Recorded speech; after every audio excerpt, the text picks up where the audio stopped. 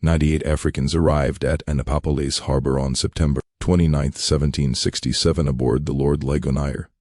42 had perished during the crossing. Among the survivors was a 17-year-old Mandinka warrior who would spend the next 55 years refusing to forget his name. The records from Pennsylvania County, Virginia show a slave purchased that October given the name Toby. But what those records don't show, what plantation ledgers deliberately omitted, and what family Bibles refused to acknowledge was the systematic campaign to erase not just a man's identity, but the living memory of an entire culture. This is the story of how one African transformed the brutality meant to break him into a legacy that would outlast his captors. What you're about to hear has been obscured by 2 centuries of silence, and the truth is far more disturbing than anything you've been told. Before we continue with the story of the man who became known as Toby, make sure you're subscribed to Liturgy of Fear and hit that notification bell so you never miss stories like this. And we'd love to know. Leave a comment telling us what state or city you're listening from right now. The details of what happened next come from sources that took nearly 200 years to surface. The Gambia River cut through West Africa like a wound that never healed, carrying British ships deeper into the continent than any other waterway on that coast. By 1767, the trading outpost on James Island had processed tens of thousands of captured Africans, but the demand from Virginia tobacco plantations had reached unprecedented levels. The wars between local kingdoms created opportunities for slave raiders, and the British Royal Africa Company paid premium prices for young men with warrior training. In the village of Juffure, 2 miles from the British fort, the Kinte clan maintained their reputation as blacksmiths and holy men despite the constant threat of raids. The Mandinka people had endured for centuries by mastering the art of appearing cooperative while maintaining their traditions in secret. They taught their children to be cautious near the river, to never venture alone into the forest, and to run at the first sight of the slate. African slave traders, who worked for European buyers, Kunta Kinte understood these dangers better than most. As a blacksmith, he'd seen the iron shackles that bound captives for transport. He'd heard the stories of villages emptied overnight, of families torn apart and sold to different ships. He taught his eldest son the traditional skills of drum making, not just as cultural preservation, but as practical knowledge. A young man who could craft instruments might be kept alive aboard a slave ship to maintain morale among the captives. The boy's name carried weight in Mandinka tradition. Count meant complete or whole, a name given to firstborn sons who were expected to carry on the family's legacy. At 17, he'd completed his manhood training, learned to hunt with a spear, and could recite his family's lineage back 7 generations. The village elders spoke of him as someone who would one day become a respected elder himself. On a morning in early July 1767, Kunta ventured into the forest near Juffure to gather wood for drum making. The specific type of hardwood he needed grew 3 miles from the village, far enough to be dangerous, but close enough that many young men made the journey regularly. He carried no weapon. Mandinka warriors didn't hunt on sacred gathering grounds, and he moved with the confidence of someone who knew these paths since childhood. What Kunta didn't know was that British Colonel O'Hare's forces had arrived at James Island 3 days earlier, bringing orders for a large shipment of slaves to fill Virginia's labor shortage. The Lord Ligonier sat anchored offshore, its captain under pressure to fill the ship's capacity of 140 captives before the weather turned. The usual networks of African slave traders had been mobilized, paid bonuses for young males between 15 and 25 years old. 4 slates had been trekking Kunta since he left the village. They were professionals, men who'd perfected the art of ambush over dozens of successful captures. They knew to strike quickly, to overwhelm their target before any sound could alert nearby villages, and to bind captives so thoroughly that resistance became impossible. The attack happened with terrifying efficiency. The first blow came from behind, a wooden club striking Kunta's shoulder and driving him to his knees. Before he could cry out, hands clamped over his mouth while others pinned his arms. They moved with practiced coordination, binding his wrists with rope and wrapping cloth around his head to blindfold and gag him simultaneously. Within 90 seconds, Kunta went from free man to merchandise. The Slatees dragged him 3 miles to a holding area near the river where 24 other captives sat chained in a temporary enclosure. Some were from Juffure's neighboring villages. Others had been captured weeks earlier and transported from inland regions. All showed the same signs of shock and terror. The sudden transformation from person to property happened so quickly that the mind struggled to process it. For 3 days, Kunta remained in that holding pen, while the Slatees collected more captives. The conditions were deliberately brutal. Minimal food and water, exposure to the sun during the day and cold at night, and the constant presence of guards who beat anyone who made excessive noise. The psychological impact was as calculated as the physical abuse. These men wanted captives who understood that resistance meant suffering, that cooperation was the only path to survival. When the Lord Ligonier's crew came to collect their cargo, they brought a British ship's surgeon named Dr. Thompson. His job was to inspect each captive for disease, injury, or defects that might reduce their value. The examination was methodical and dehumanizing, checking teeth, feeling muscles, examining bodies with the same attention a farmer might give to livestock. Of the 32 captives presented, he rejected 7 as unsuitable. Kunta passed the inspection. At 17 years old, he was exactly what Virginia tobacco plantations needed: young, strong, and trained in physical labor from years of blacksmith work. The British paid the Slatees in rum, textiles, and iron bars, standard currency for the slave trade. Kunta became property of Captain Thomas Davies, recorded in the ship's manifest simply as male. Approximately 17 years Mandinka origin. The journey from shore to ship happened in small boats that carried 10 captives at a time. British sailors handled this transfer with practiced efficiency, knowing that this moment, when captive first saw the massive ship that would carry them across the ocean, often triggered desperate escape attempts. They kept everyone shackled and moved quickly. Count's first sight of the Lord Ligonier revealed the scale of what was happening. This was a raid on a single village. This was an industrial operation that had been refined over decades of practice. The ship was designed specifically for human cargo, with multiple decks, modified to hold as many bodies as possible in the smallest space. Other captives were already aboard, their faces visible through the cargo hold small openings. The British crew herded the new captives below deck, where they encountered conditions that defied human comprehension. The slave deck measured approximately 5 feet high, forcing everyone to crouch or lie down. The space allocated for each person was roughly 16 in wide and 6 feet long, barely enough room to lie flat. The heat was suffocating, the air thick with sweat and fear. Wooden platforms divided the space into 2 levels, effectively doubling the number of captives that could be packed into each section. The crew chained captives together in pairs, right ankle to left ankle, making independent movement impossible. Additional chains ran along the walls, attaching to the ankle shackles and preventing anyone from reaching the stairs. The psychological impact of these restraints went beyond physical imprisonment. They made it clear that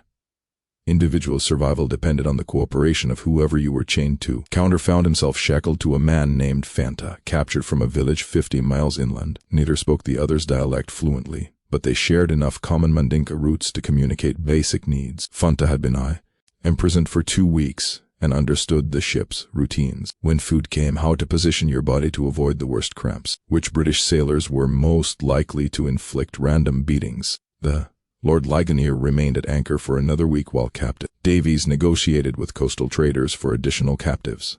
During this time, conditions below deck deteriorated rapidly. The British provided food once per day, a mixture of beans, yams, and occasionally fish served in communal buckets that 10 people shared. Water came twice daily in small rations that left everyone in a state of chronic thirst. The waste buckets quickly overflowed, and the crew's response was to hose down the deck once every 3 days, treating the captives like livestock. Disease spread with terrifying speed in these conditions. Dysentery appeared within days, causing severe dehydration and weakness. A fever swept through one section of the hold, killing 4 men in the first week. The ship's surgeon examined the sick, but made no attempt to treat them. His job was to assess whether they might recover enough to be sellable, not to provide actual medical care. On July 5, 1767, the Lord Ligonier departed Africa with 140 captives chained below deck. Captain Davies recorded in his log that he was satisfied with the cargo's quality and expected a profitable voyage. What he didn't record was the systematic brutality required to maintain control over that many desperate people trapped in nightmare conditions. The Middle Passage, the journey across the Atlantic from Africa to the Americas, typically took between 6 and 12 weeks. Depending on weather conditions. The Lord Ligonier's route would carry them past the Cape Verde Islands, then southwest, across the ocean's widest point before catching the trade winds toward the Caribbean and up the North American coast to Annapolis. For the captives, the voyage became an endless cycle of suffering punctuated by brief moments on deck. British policy required bringing slaves topside once per day for exercise. 30 minutes of forced movement while still shackled, ostensibly to prevent muscle atrophy, but really to reduce the death rate enough to protect profits. These moments provided the first opportunity for captives to communicate across language barriers and recognized the scale of their collective situation. Count's training as a warrior and his cultural education proved useless in this context. Everything he'd learned about courage, honor, and resistance meant nothing when you were chained in darkness with no weapon and no knowledge of where the ship was taking you.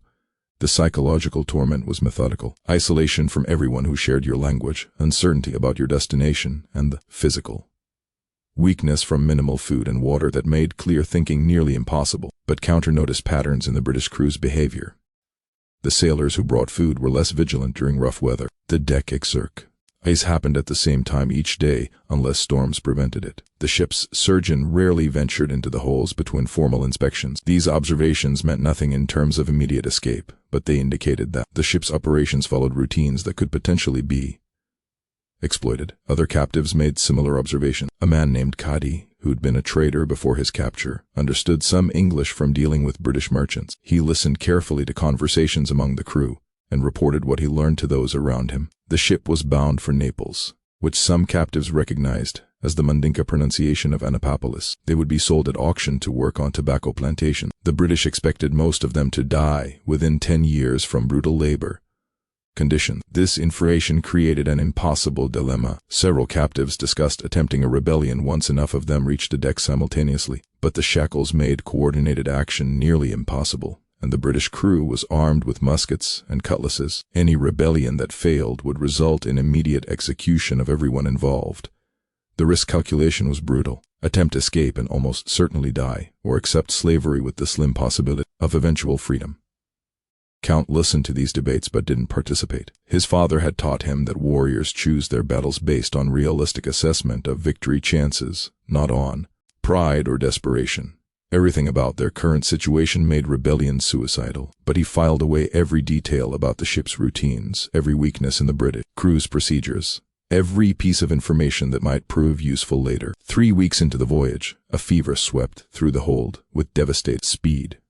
The same conditions that made the space hellish. Extreme heat, lack of ventilation, contaminated water, inadequate sanitation created perfect breeding grounds for infectious disease. Men who'd survived capture and the journey to the ship died shackled to their partners, their bodies left in place for hours or sometimes days until the crew noticed and removed them. The ship's surgeon, Dr. Thompson, recorded each death in his log with clinical detachment. By his calculation, a 15% mortality rate was acceptable on slaving voyages. 3% required investigation. If deaths exceeded 40%, the captain would face scrutiny from the Royal Africa Company for mismanagement. The dead weren't people who'd lost their lives. They were inventory that affected profit margins. Counter's partner Fanta developed a fever during the 4th week.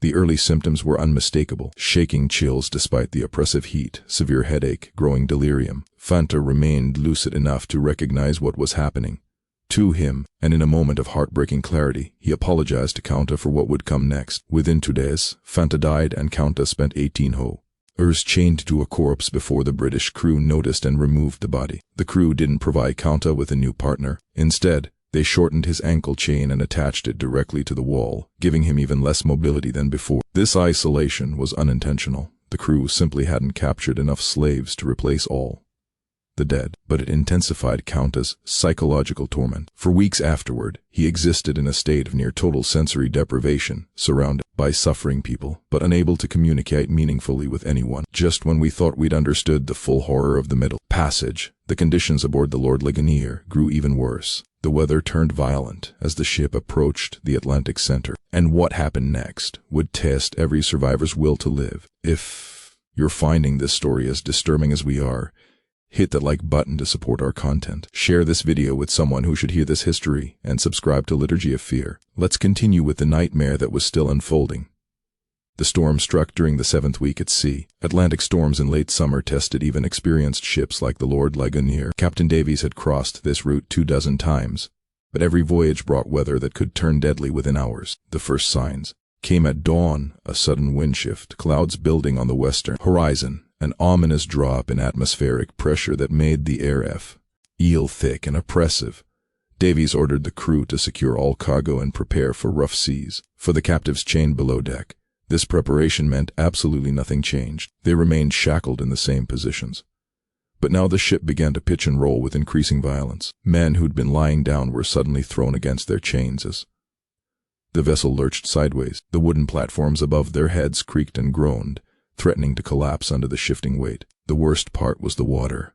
Atlantic storms drive waves over the deck, and on slave ships, that water had nowhere to go except down into the holds through the small ventilation grates. Within hours, 6 in of cedar sloshed back and forth across the slave deck, mixing with waste from the overflowing buckets and creating a toxic soup that captives couldn't escape.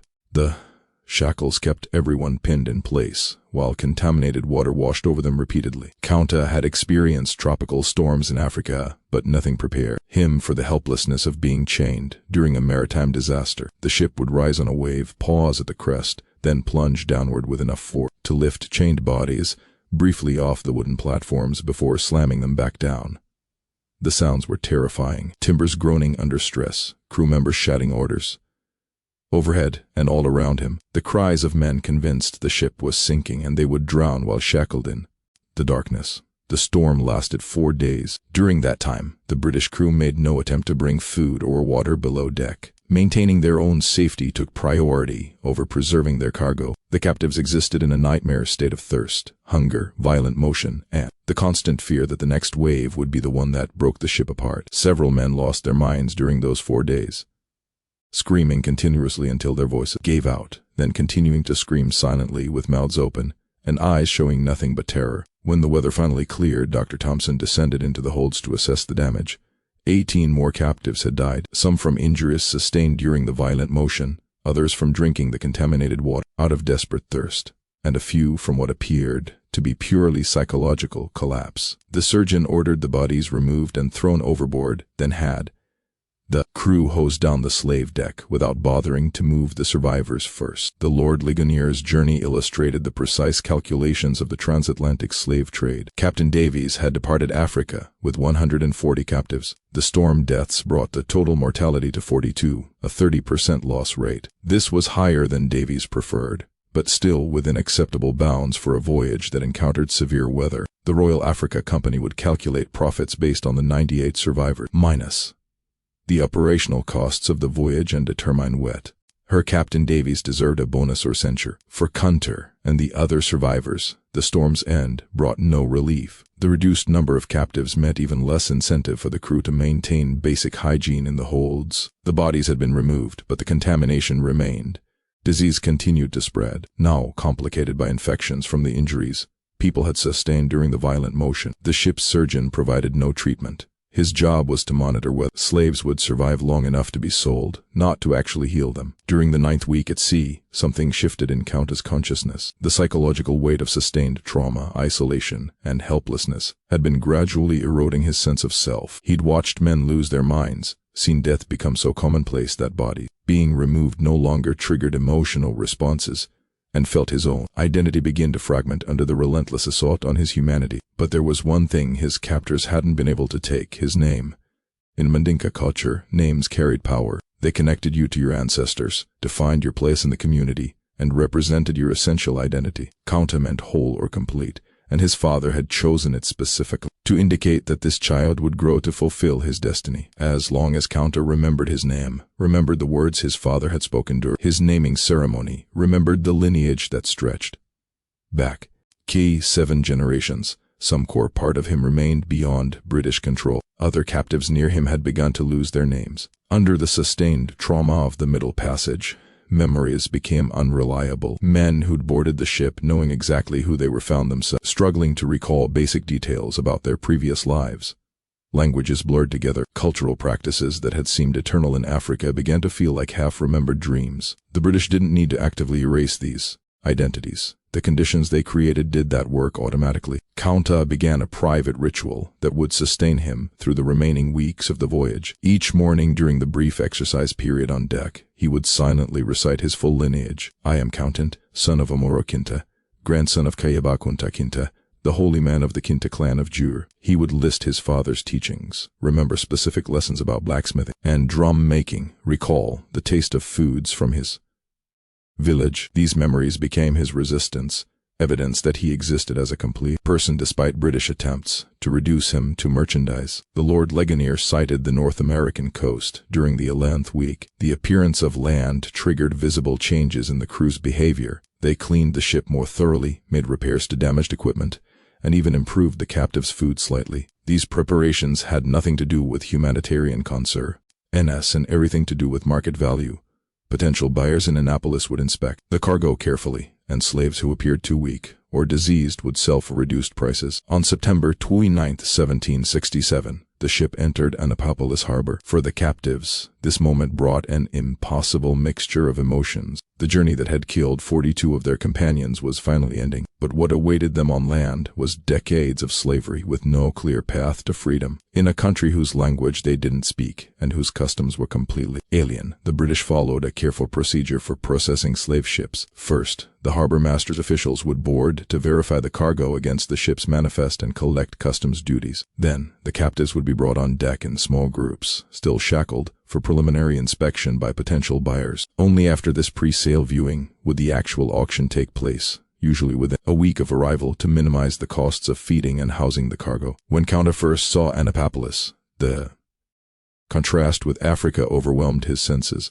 The architecture was entirely different. Wooden buildings with peaked roofs, instead of round mud structures with thatched covering. The climate felt alien, cooler and drier than the tropical humidity he'd known his entire life. And the people were almost entirely white, with only a handful of Africans visible working along the docks. The Maryland Gazette published an advert. Eyes meant on October 1, 1767. Just imported in the ship Lord Ligonier, Captain Davies from the River Gambia, a cargo of choice, healthy slaves, for sale at Annapolis on Tuesday the 7th of October. That phrase, choice, healthy slaves, represented the culmination of a commercial process that had transformed human beings into agricultural equipment. The 42 dead weren't mentioned in the advertisement. The trauma experienced by the survivors was irrelevant. What mattered to the Maryland tobacco planters was that 98 Africans were now available for purchase, ready to labor in conditions that would likely kill them within a decade. The auction itself happened at a tavern near the Annapolis docks. Potential buyers arrived to inspect the merchandise, examining teeth, checking for signs of disease, assessing physical strength. Some asked the ship's surgeon about the captives' origins, believing that certain African peoples made better workers than others. The surgeon described Kunta's group as Mandinka, generally considered suitable for agricultural labor and less prone to attempted escape than some other groups. This assessment was catastrophically wrong, but white colonists' understanding of African societies was so shallow that they treated all captured peoples as essentially interchangeable. John Waller arrived at the auction representing his family's tobacco plantation in Pennsylvania County, Virginia. The Wallers were a prominent family.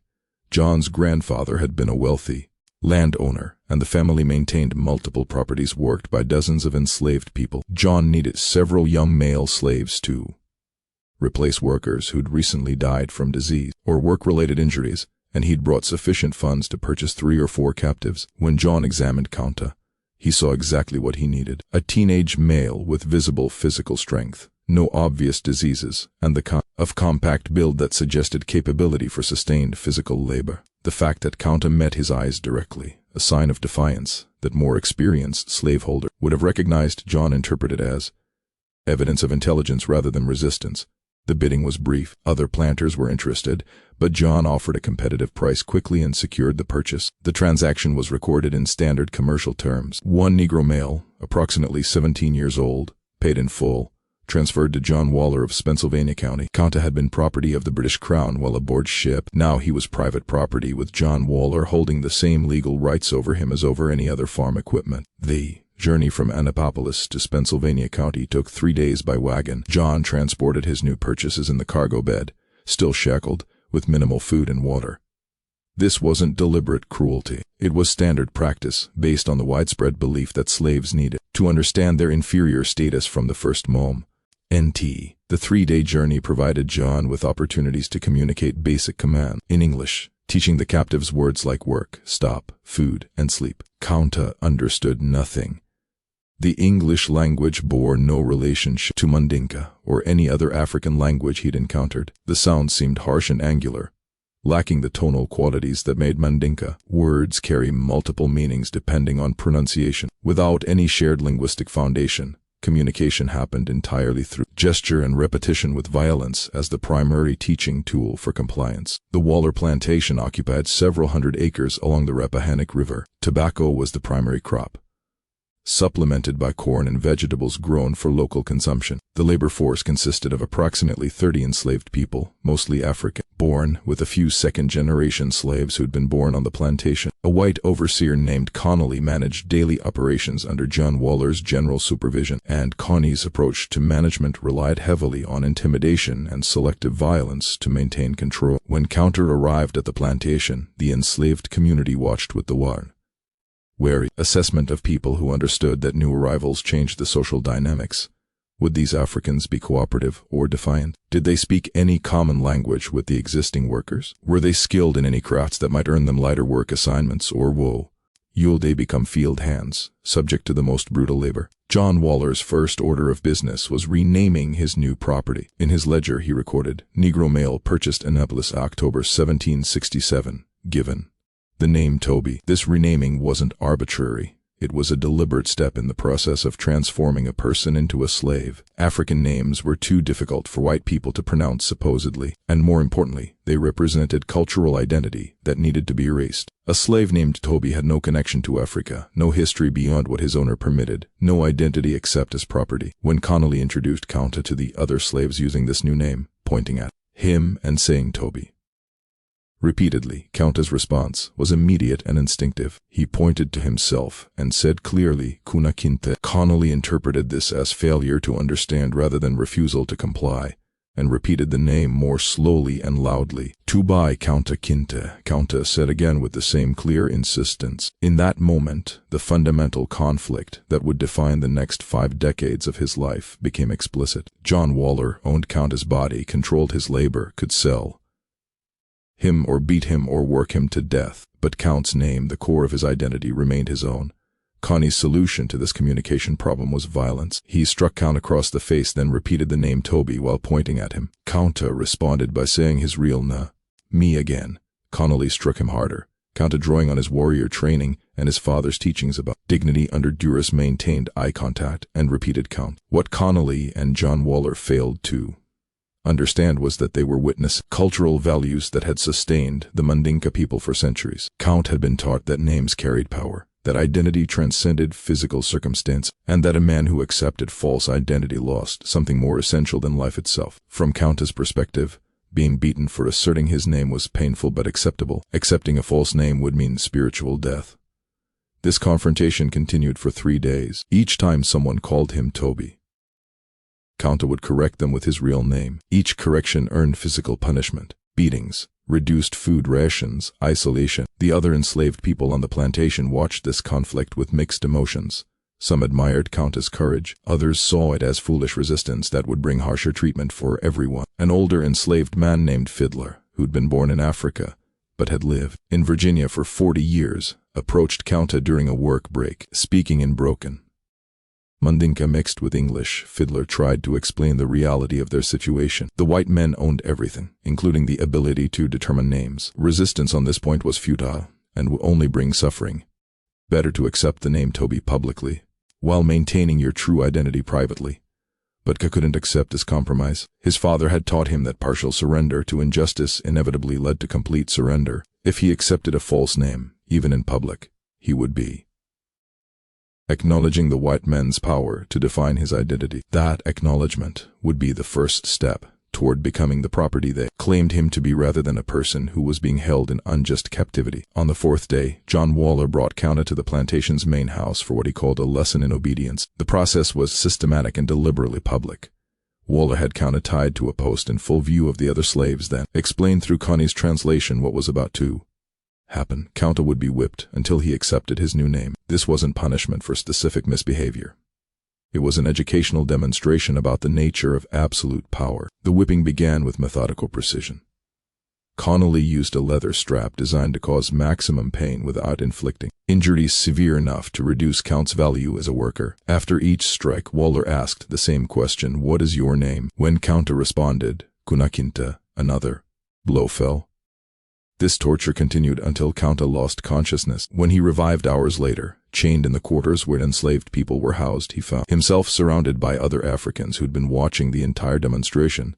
Their faces showed a mixture of sympathy, fear, and resignation. They'd all been through similar lessons when they first arrived. They'd all learned that resistance led to suffering with no possibility of victory. But they'd also noticed something that John Waller and Connolly had missed. Despite the beating, Kunta had never once said the name Toby. He'd lost consciousness from pain before surrendering his identity, and that fact resonated with people who'd been forced to compromise themselves in countless ways just to survive. The next morning, still injured from the whipping, Kunta was assigned to tobacco field work under Connie's direct supervision. Clear's throat. Tobacco cultivation in 1767 Virginia was brutally labor-intensive. The process required planting seedlings by hand, constant weeding, removing tobacco worms, topping the plant at the correct growth stage, harvesting leaves as they ripened, and hanging them in curing barns. Each step was time-sensitive and required knowledge that Kunta didn't have. Connie's teaching method consisted of demonstrating an action once, then beating anyone who failed to replicate it correctly. By this logic, a slave who didn't understand English should learn quickly through pain association. The reality was that Kunta spent his first weeks in constant confusion, never quite certain what was expected, always one step behind the other workers, who'd had years to learn the routines. But Kunta possessed something that his captors did.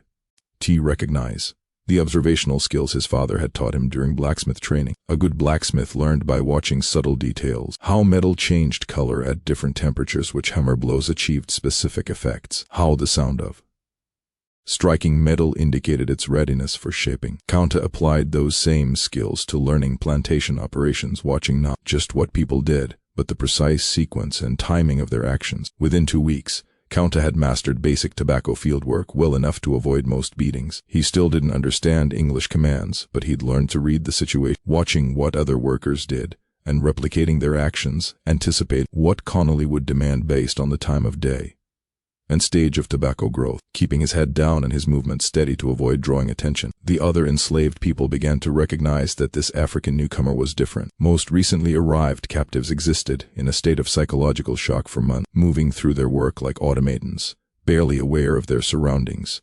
Kunta was clearly traumatized. His eyes showed the same thousand-year stare that everyone developed after experiencing Middle Passage horror, but he remained alert and engaged in a way that suggested his mind hadn't been broken. This psychological resilience came from the same source as his refusal to accept a false name, his father's teachings about maintaining dignity under oppression. Omoro had lived his entire life 2 miles from a British slave fort. He'd raised his children with the explicit understanding that their freedom was fragile and could be stolen at any moment. But he'd also taught them that inner identity, the knowledge of who you really were, could never be taken unless you surrendered it willingly. The weeks turned into months, and a routine emerged. Kunta worked in the tobacco fields from dawn to dusk, ate the minimal rations provided to enslaved workers, slept in the crowded quarters, and endured the casual violence that characterized plantation life. John Waller occasionally tested whether the whipping had been effective, calling Kunta Toby and watching for his response. Each time Kunta would either remain silent or quietly correct with his real name, earning a cuff across the head, but never the severe beating that might reduce his ability to work. Waller found this behavior puzzling but not particularly concerning. Some slaves took longer to break than others. As long as Ka did his work adequately and didn't actively rebel, his refusal to accept his slave name was an annoyance rather than a serious problem. Waller assumed that time and sustained exposure to plantation reality would eventually wear down any resistance. What Waller didn't recognize was that every day count maintained his name. He won a small victory against the system designed to destroy him, and other enslaved people on the plantation noticed those victories. They saw an African who'd survived the Middle Passage horror, endured whippings for refusing to surrender his identity, and somehow maintained his essential self, despite everything slavery inflicted on him. As winter approached in late 1767, Kunta had been enslaved for 6 months, captured in July, transported across the Atlantic, sold in October, and worked through the tobacco harvest season. In Mandinka culture, he should have been celebrating his 18th birthday, taking on adult responsibilities in his village, perhaps being considered for marriage. Instead, he was property in a foreign country, doing agricultural work he'd never trained for, unable to communicate in the local language, and surrounded by people who'd been so thoroughly broken by slavery that most had forgotten resistance was even possible. But Kunta hadn't forgotten, and that fact would make what happened next both inevitable and terrifying. The story of Toby, the slave who refused his name, was about to take a turn that would shock even the hardened overseers of Pennsylvania County. But first, we need you to do something. If this story is giving you chills, share this video with a friend who loves dark mysteries. Hit that like button to support our content. And don't forget to subscribe to never miss stories like this. Let's discover together what happens when a man chooses freedom over survival. Winter's arrival brought new horrors no one anticipated. Virginia winters in the late 1760s were harsh by the standards of someone raised in tropical West Africa. Temperatures dropped below freezing regularly, and the enslaved workers' quarters provided minimal protection from the cold. The Waller plantation, like most Virginia tobacco operations, didn't invest in adequate winter housing for slaves, the logic being that warm buildings cost money, while slaves who died from cold exposure could be replaced through purchase. Kunta's first Virginia winter introduced him to physical suffering distinct from the tropical diseases he'd known in Africa. Frostbite damaged his fingers during morning work when the ground was frozen solid. Respiratory infections spread through the quarters with deadly efficiency. Close quarters, poor ventilation, and inadequate clothing created perfect conditions for contagious illness. Several slaves died during that first winter, their bodies buried in unmarked graves at the edge of the plantation property. During this season, Kunta made his first escape attempt. The idea had been forming since his arrival. Every day at the plantation reinforced his understanding that this situation would temporary, not because anyone would free him, but because death from overwork, disease, or punishment would eventually end his suffering. The only question was whether he would die as property or die while attempting to reclaim freedom. Kunta's knowledge of North American geography was essentially non-zero. He understood that he'd been transported across a large body of water, which meant Africa lay in some direction across the ocean. He'd observed that the sun rose and set in patterns similar to Africa, suggesting similar latitude. But beyond these basic observations, he had no map, no knowledge of distances, no understanding of the landscape he'd need to cross. His plan was remarkably simple: escape during the night, travel away from the plantation in whatever direction seemed least populated, and either find a way back to the coast or locate other Africans who might have established free communities. This plan had virtually no chance of success. But Kunta understood that success wasn't the only measure of meaningful action. Sometimes resistance had value, even when it was futile. The escape happened in January 1768 during a week when Connolly was away visiting family in Fredericksburg. The remaining white supervisor was less vigilant about evening head counts, and Kunta had noticed a pattern. If all slaves appeared to be present during the initial evening check, no one verified later in the night. The winter cold meant everyone stayed inside the quarters as much as possible, so unusual movements were less likely to be noticed. Kunta waited until approximately midnight, then quietly exited the quarters through a rear door whose lock had been damaged for weeks. He moved carefully, knowing that dogs might be loose on the property and that several white families lived within half a mile of the Waller plantation. His loathing consisted of the minimal rags provided to field workers, entirely inadequate for winter weather but the only option available. For the first 3 miles, everything went according to Kunta's limited plan. He followed a creek bed heading roughly north, reasoning that water might eventually lead to larger rivers and ultimately the ocean. The physical challenge was immediate. His feet, inadequately protected by crude shoes made from scraps, began to suffer from the cold within an hour. The winter landscape was utterly alien, nothing like the African forest he'd known. Near dawn, Kunta heard dogs barking in the distance behind him. The sound triggered an immediate understanding. The plantation had discovered his absence, and professional slave catchers were already pursuing him. These weren't random farm dogs. They were tracking hounds trained specifically to hunt escape, slaves capable of following a scent trail for miles. What happened next illustrated the ruthless efficiency of the 18th century Virginia slave-catching system. Connolly had returned earlier than expected and noticed Kunta's absence during the morning work call. He immediately contacted Thomas Matthews, a professional slave catcher who operated throughout Pennsylvania County. Matthews maintained a team of trained dogs and several assistants who specialized in tracking and recovering escaped slaves. Matthews' approach to slave catching was methodical. He started at the point of escape, let his dogs pick up the scent, and then followed at a steady pace that allowed the dogs to do most of the work. His payment structure was simple.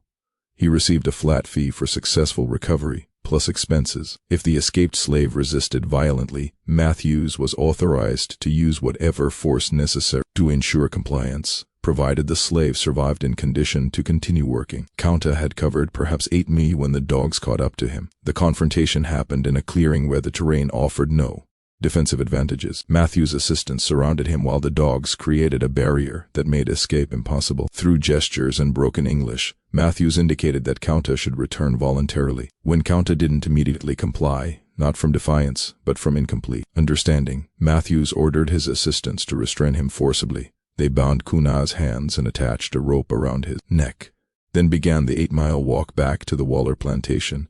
Matthews followed his standard practice of parading captured slaves along main roads during daylight hours. This public display served multiple purposes.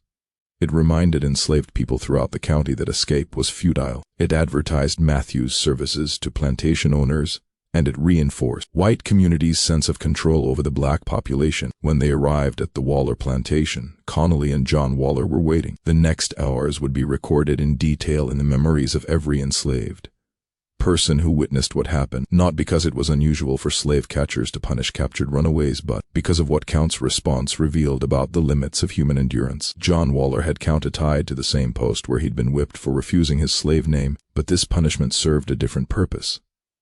The name whipping had been about establishing authority. This beating was about terror, creating an example so brutal that no other slave would consider escape. Connolly administered the whipping with professional efficiency, striking counts back in patterns designed to maximize pain without causing life-threatening injuries. Between each set of strikes, Waller asked variations of the same question.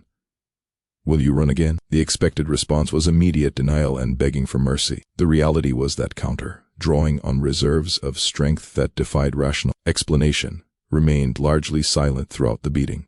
This silence disturbed Waller more than screaming would have. A slave who screamed and begged showed he understood his powerlessness and could be broken. A slave who endured torture silently possessed some inner resistance that whipping couldn't reach. After 30 strikes, enough to leave Kunta's back a mess of bleeding wounds, Waller stopped the beating and ordered Kunta to be confined in a storage shed for a week, with minimal food and water. The weekend isolation gave Kunta time to assess the consequences of his escape attempt. The physical pain was severe but manageable. He'd experienced similar injuries during warrior training in Africa, and the human body's capacity to tolerate pain was greater than most people realized. What concerned him more was the strategic failure of his escape.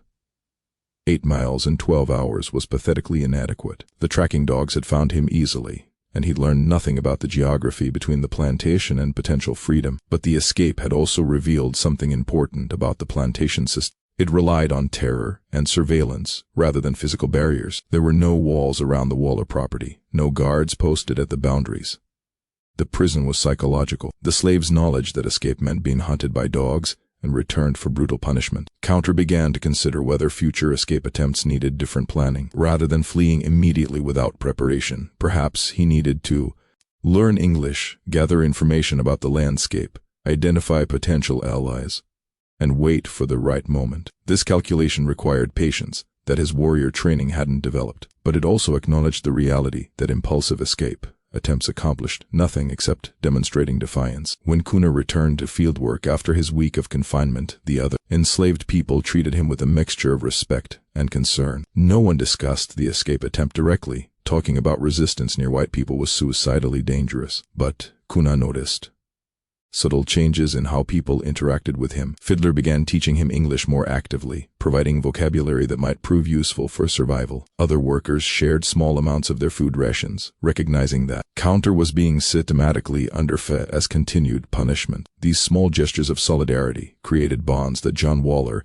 and Connolly never recognized. From the white perspective, the plantation's enslaved population consisted of separate individuals competing for slightly better treatment. The reality was that trauma and oppression created powerful connection among people who understood that survival required cooperation. As spring arrived in 1768, Kunta had been enslaved for 10 months. His English had improved enough to understand basic commands and communicate simple ideas. He'd learned the tobacco cultivation cycle well enough to avoid most beatings, and he'd begun to recognize that the Waller plantation existed within a larger system of slavery that extended throughout Virginia and beyond. This understanding came primarily from conversations with Fiddler, who'd lived in Virginia long enough to develop a comprehensive picture of colonial slavery's scope. There were hundreds of plantations in Pennsylvania County alone, thousands more spread throughout Virginia. The entire regional economy depended on enslaved labor, tobacco, corn, wheat, livestock. White Virginians had created a society where enslaved Africans outnumbered white colonists in many counties. Yet,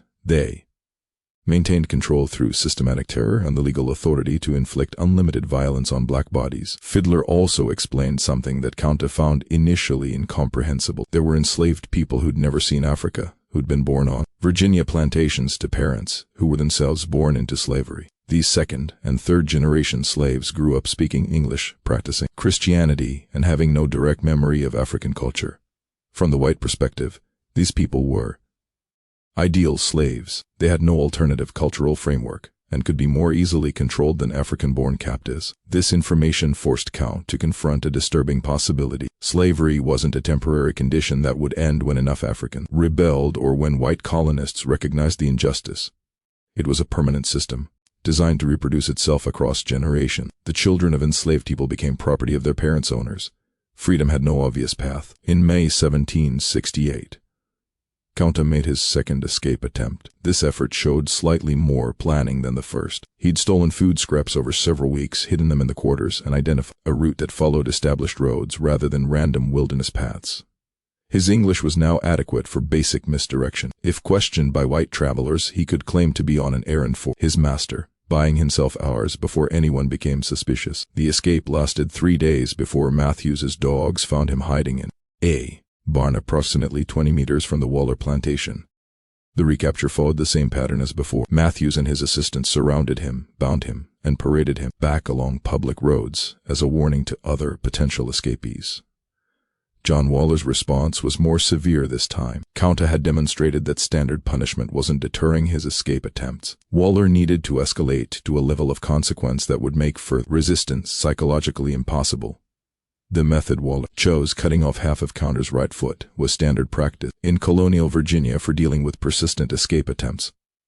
The logic was coldly practical. A slave who couldn't run away effectively retained most of his agricultural labor value while losing his mobility. Plantation heirs throughout the South used this particular mutilation frequently enough that there were established procedures for minimizing infection risk and recovery time. Dr. William Waller, John's brother and a trained physician, performed the amputation. The procedure happened in the plantation's tool shed with Count tied down and several white men holding him still. No anesthetic was provided. The expense wasn't justified for slave punishment, and the pain was considered part of the deterrent effect. What the historical records don't adequately capture is the psychological impact of this mutilation. From John Waller's perspective, he was modifying property to prevent future loss, no different than branding cattle or clipping a horse's tendons to prevent bolting. From Kunta's perspective, he was experiencing state-sanctioned torture inflicted by someone who believed he had the moral and legal right to permanently maim another human being. The amputation achieved its intended physical effect. Count would never again be able to run effectively, which meant future escape attempts would face insurmountable practical obstacles. But it had an unintended consequence. It transformed Count from an anonymous field slave into someone whose story other enslaved people remembered and repeated. Stories about the African who'd tried to escape twice, despite knowing the consequences, who'd endured mutilation rather than submit completely to slavery, who maintained his real name despite years of punishment. These narratives spread through the informal communication networks that connected enslaved communities throughout Virginia. Kunta became a symbol of resistance, not because his resistance was successful, but because it continued despite absolutely overwhelming odds. During his recovery from the amputation, confined to the quarters and unable to work, Kunta had extended conversations with Fiddler and other longtime slaves. These discussions revealed aspects of plantation life he hadn't previously understood. The other enslaved people had developed sophisticated strategies for preserving dignity and humanity despite their circumstances. They maintained secret family connections across different plantations. They practiced African religious traditions in hidden gatherings. They taught their children about freedom, even when freedom seemed impossible. These conversations also revealed the complexity of survival under slavery. Some people had chosen cooperation with plantation authorities, serving as foremen or house servants, trading minor privileges for enforcing discipline among field workers. Others had embraced Christianity, finding in the religion a framework for understanding suffering and maintaining hope for eventual justice. Still others had developed psychological mechanisms that allowed them to function despite trauma, compartmentalizing their sense of self, performing obedience while maintaining private resistance. Kunta listened to these stories and recognized that his absolutist approach, refusing his slave name, attempting escape despite impossible odds, represented only one strategy among many. Other people's choices weren't cowardice or collaboration.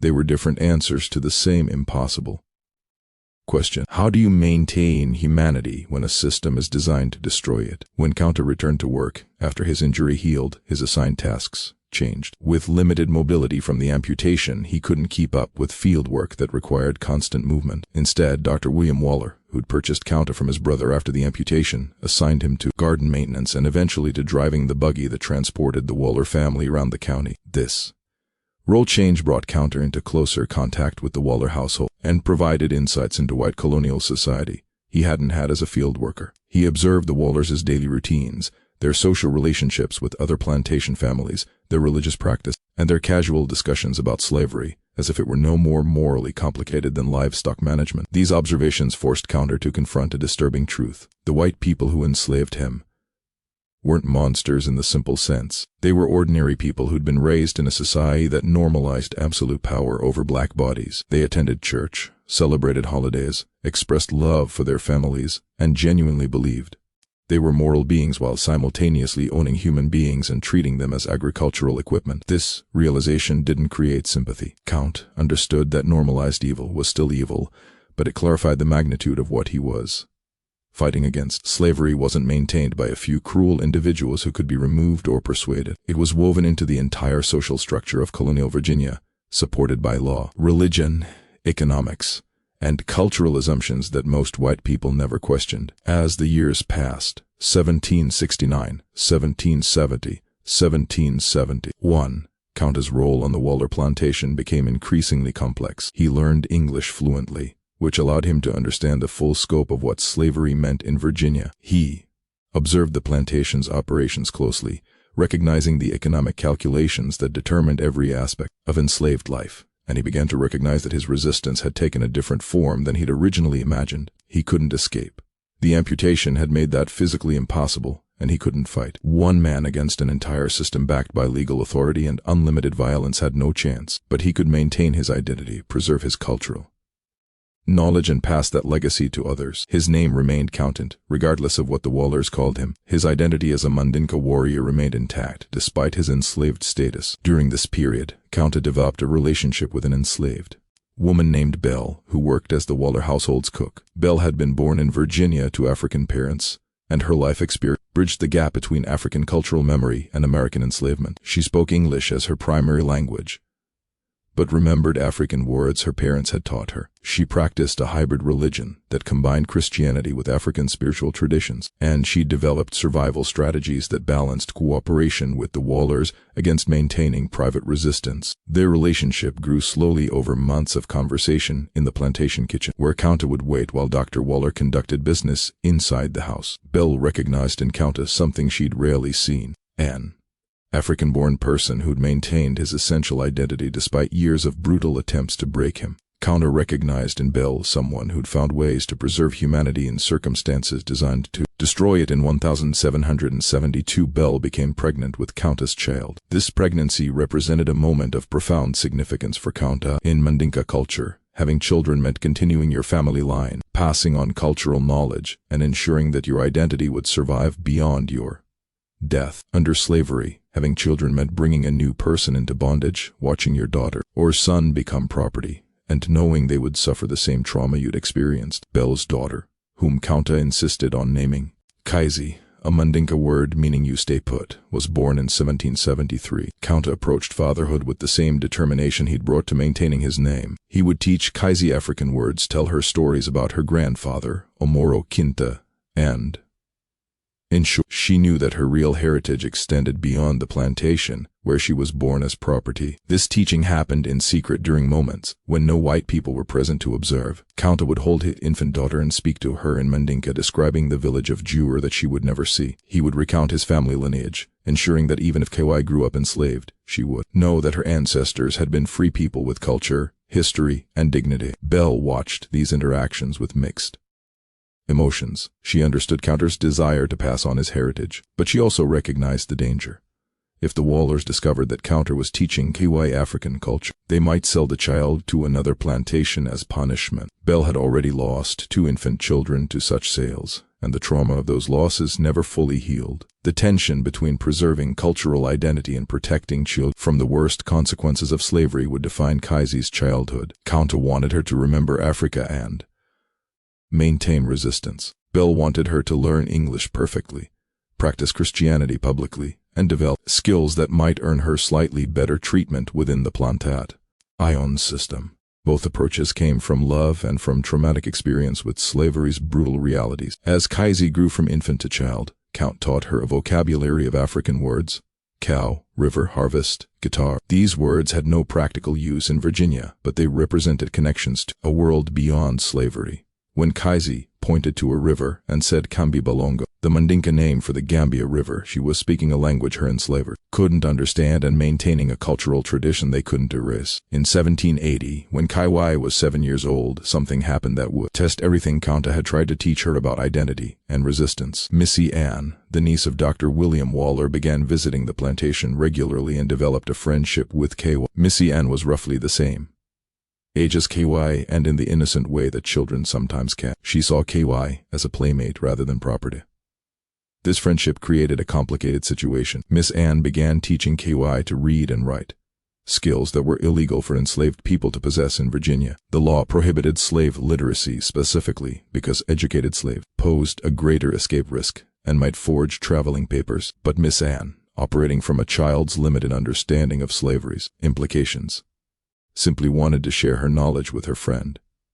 Kunta and Belle faced an impossible decision. If they forbade Kizzy from learning to read, they would protect her from potential consequences if her literacy was discovered, but they would also prevent her from gaining knowledge that might someday prove useful. If they allowed the lessons to continue secretly, they risked catastrophic punishment if the Wallers learned about it. They chose to let Kaiwa learn with stern warnings to never reveal her literacy to any white person except Miss Ann. This decision would have devastating consequences. By 1785, KY had reached her teenage years. She'd grown into a young woman who embodied all the contradictions of her position: American-born but raised with African cultural knowledge, enslaved but literate, aware of the plantation system's brutality, but never having experienced the Middle Passage horror her father endured. Her relationship with Miss Ann had continued, creating bonds of genuine affection that somehow coexisted with the fundamental inequality of their positions. During this time, a young enslaved man named Noah arrived at a neighboring plantation. Noah had been born in Virginia and was close to KY's age. The two developed a relationship during church gatherings where enslaved people from multiple plantations were permitted to attend services together. This relationship, conducted under constant surveillance and with no privacy, represented the full complexity of love under slavery. Genuine human connection existing within a system designed to prevent it. In 1786, Noah decided to escape. His plan was to reach Pennsylvania, which had begun gradual emancipation, and then somehow return to help Kaya escape as well. This plan had virtually no chance of success. But Noah was young enough to believe that love could overcome systemic oppression. He asked Kizzy to write him a traveling pass, a document claiming he had permission from his master to travel for specific business purposes. Such passes were routine for enslaved people who had errands requiring travel between properties. Kizzy's secret literacy made her one of the few enslaved people capable of creating a convincing forgery. Kizzy understood the catastrophic risk. Writing a forged traveling pass wasn't just forbidden. It was a serious crime that would result in brutal punishment, and likely sailed to another plantation. But Noah argued that without the pass, his escape attempt had no chance, while with it, he might actually reach freedom. And Kizzy, at 16 years old and in love, made the choice to help him despite knowing the potential consequences. Noah's escape attempt failed within 2 days. Slave catchers found the forged pass in his possession and traced the handwriting to KY. When Dr. William Waller learned that his enslaved cook's daughter could read and write and had used that literacy to assist an escape attempt, his response was immediate and unforgiving. Kizzy was sold to a trader who specialized in transporting slaves to plantations in North Carolina. The sale happened within 24 hours of the discovery, specifically to prevent Belle and Ka from attempting any intervention. One day, KY was living with her parents on the Walla plantation. The next day, she was property of a stranger, being transported several hundred miles away with no possibility of contact with her family. For Count and Belle, this loss represented the culmination of every nightmare slavery had threatened. They'd raised a daughter, taught her about dignity and identity, and watched her grow into a young woman capable of remarkable courage. And then the system they'd been fighting against for decades demonstrated its ultimate power. It could take their child, and they were legally powerless to stop it. Count's response to this loss would define the final decades of his life. He'd endured capture in Africa, survived the Middle Passage, withstood repeated beatings, maintained his identity despite constant pressure, and even accepted the amputation of his foot rather than completely submit to slavery. But losing KY to a forced sale broke something in him that previous trauma hadn't touched. The historical records show that after Kizzy's sale, Count became increasingly withdrawn. He continued his work as Dr. Waller's buggy driver, maintained his dignity, and never forgot his name. But friends among the enslaved community noticed changes, longer periods of silence, less engagement with the small resistances that had characterized his earlier years, a kind of resigned acceptance that the system he'd been fighting would ultimately win. This psychological FT wasn't surrender in the simple sense. Count never accepted that slavery was justified or that he deserved his status. But he'd learned through unbearable experience that maintaining identity and resisting oppression didn't prevent the system from inflicting the worst possible suffering, losing your children to a commercial transaction. The years continued with grim inevitability. Count worked, aged, and watched as the plantation system refined itself. Virginia's tobacco economy expanded. More Africans arrived through the slave trade. Second and third generation enslaved people grew up knowing no other life, and the white colonial society that depended on this system developed increasingly elaborate justifications for why enslaved people deserved their status. In 1810, Belle died from complications of pneumonia, one of many diseases that spread through enslaved quarters due to inadequate housing and medical care. Count continued working for another 12 years until age and accumulated injuries made even light labor impossible. In 1822, at approximately 70 years old, Count died on the Walla plantation, still enslaved, never having returned to Africa or gained his freedom. The plantation records show his death recorded as Toby, age approximately 70, died of natural causes. No mention of Africa, no acknowledgement of the Middle Passage, no recognition of the two escape attempts. The amputation that resulted, just a brief note documenting that property had been lost and needed to be replaced. But in the memory of enslaved people throughout Virginia and eventually throughout the South, Count's story survived. Parents told their children about the African who refused to accept his slave name. Communities remembered the man who tried to escape even after his foot was cut off. And those stories became part of a larger oral tradition that preserved African cultural memory despite slavery's systematic attempts to erase it. Kizzy, sold to Thomas Lee's plantation in North Carolina, survived into the 1850s. She bore a son named George, conceived through rape by her enslaver, who became known as Chicken George due to his assigned duties managing cockfighting birds. George would eventually gain his freedom, and his children would live to see slavery's legal end in 1865. Through 7 generations, Count's name and story were passed down through oral tradition, surviving when written records were destroyed or never created. In the 1960s, a descendant named Alex Haley began researching his family history, tracing connections back through documents, census records, and eventually to Juffure in Gambia, where oral historians called griots remembered stories about a young man named Kunta, who was captured around 1767 and never seen again. The book Haley published, Roots, the Saga of an American Family, would introduce Count's story to millions of readers worldwide. It would spark renewed interest in African American genealogy, force conversations about slavery's lasting impact, and help establish that enslaved people weren't just victims, but individuals who'd maintained identity and resistance despite overwhelming oppression. But the core of that story, the truth that America never wanted confronted, wasn't about eventual triumph or redemption. It was about a 17-year-old African warrior who was captured, transported across the ocean, and enslaved for 55 years, who tried to escape twice and lost part of his foot as punishment, who taught his daughter about freedom she would never experience, who maintained his name and identity despite systematic attempts to erase both, and who ultimately died as property on the same plantation where he'd spent most of his enslaved life. The horror of Kunta's story isn't that it was exceptional, it's that it was ordinary. Hundreds of thousands of Africans experienced similar trauma during the transatlantic slave trade. Millions of enslaved people lived and died under similar conditions. The system that destroyed Kunta Kinte's freedom operated legally with religious sanction and with widespread support throughout colonial and early American society for nearly 3 centuries. What makes Kinta's story significant isn't that he successfully rebelled or escaped or found freedom. It's that despite everything slavery inflicted on him, he never forgot who he was.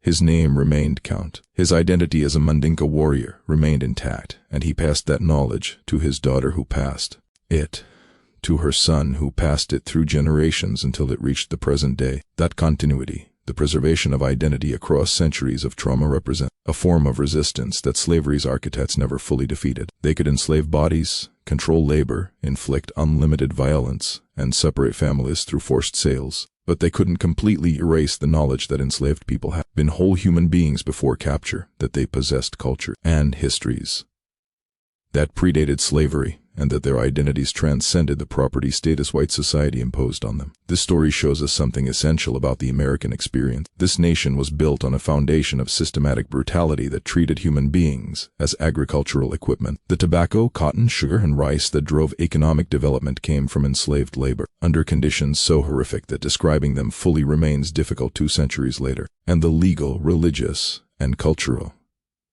systems that white Americans created to justify this brutality continue to shape American society long after slavery's formal end.